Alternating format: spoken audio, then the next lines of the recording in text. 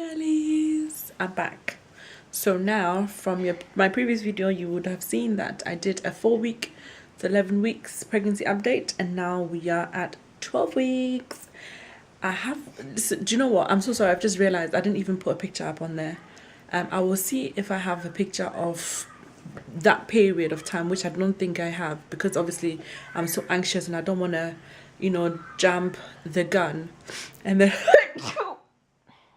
bless me. Obviously I'm anxious and I don't want to jump the gun too much because obviously miscarriages can happen at any time, and I'll probably do another video about the feelings and thoughts I had once I found out. But now we are at 12 weeks pregnancy. So the most significant thing that happened whilst doing, let's do 12 weeks, between 12 weeks and 15 weeks, is that I had a cerclage fitted. I had one fitted with my daughter at around 20 weeks because when I went to checks, they saw that my cervix was actually shortening significantly. So at 12 weeks pregnant with her, I believe my stitch length was about 21 or 22, which in normal circumstances it should be around between 32 and 42. So mine had gone down really badly and I'd only been halfway through. So I had that fitted in 2012.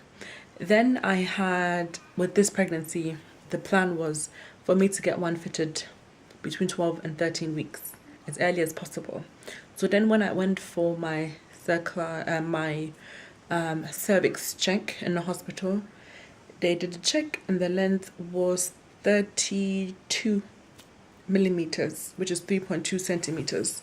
And then they realized that, okay, pardon me, even with the normal, if everything was going as normal and I did not have a preterm baby with my first daughter, which was at 27 weeks, the length of my cervix was still quite short.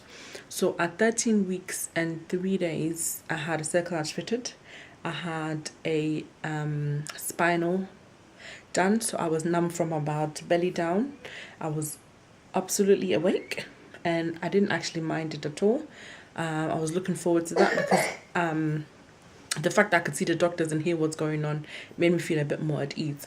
So I went in, the op went fine, even though I had to wait many hours before I was seen, because I went in at 8:30 and I didn't actually have the operation until around 4:20 p.m, which was long hours of waiting, which I thought was ridiculous because I could have been at home resting and then gone in later on in the day. Anyway, so I had that done, everything went well, I had a good length at the checkup, which was done 6 weeks after. So then I was about 18 weeks and a few days. I went in and I thought, this is perfect. Cerclage fitted, the stitch is in, baby is growing. In between that time, I had no concerns as such.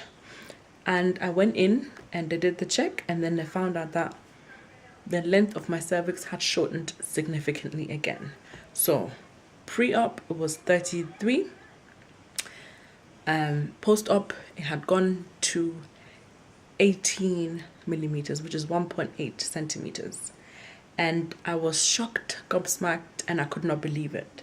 I did not cry or anything like that. I just realized that, oh my gosh, my cervix is even shorter than from when I had it fitted the first time with my first daughter at 20 weeks. So I was gutted that why did I not wait until then to get it fitted, to get a longer length, and then to just get it longer. So I just thought, oh my god, and I was really upset with the doctors and I felt like they didn't inform me well enough and all of that. But then at the end of the day, it was protocol. I had to have it done early on, just so that I had a good length to start off with and not a short length to start off, and then possibly it would be getting much shorter during in the course of the pregnancy. So that was that. And then at 20 weeks I had another check, and then it was going from 18 millimeters to 15 millimeters.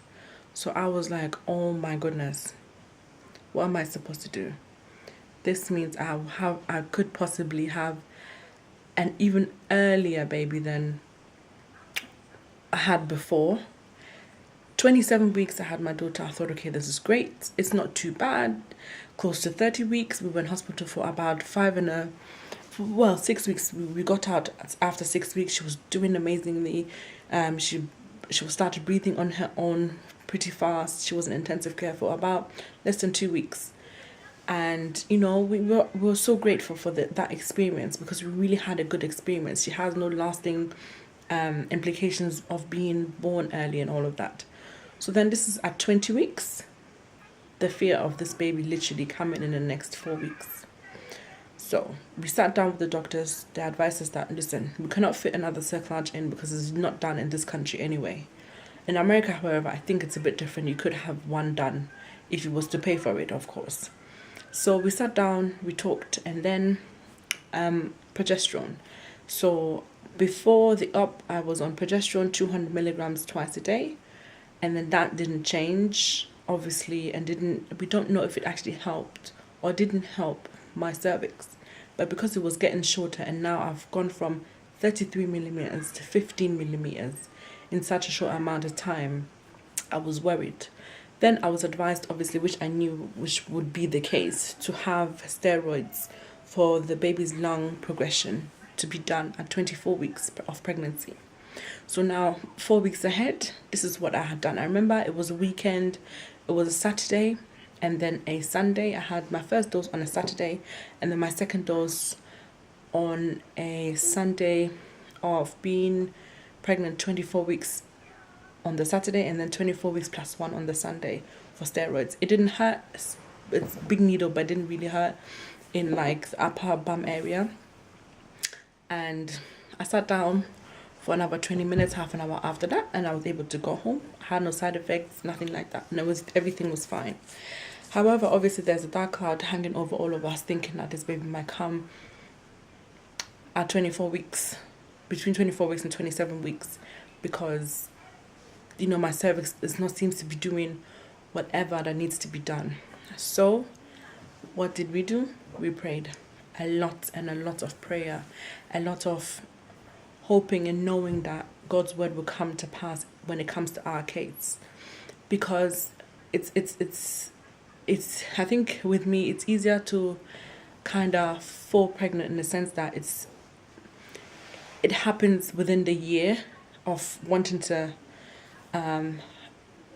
be pregnant, but then it's staying pregnant. That's the one that is the most scary, if anything. So now we're at 24 weeks. Baby is okay. But then I was also advised not to have any more cervical scans, because if the baby should come after 24 weeks, there's nothing you could do about it. So knowing how short or how long your cervix is would have not helped.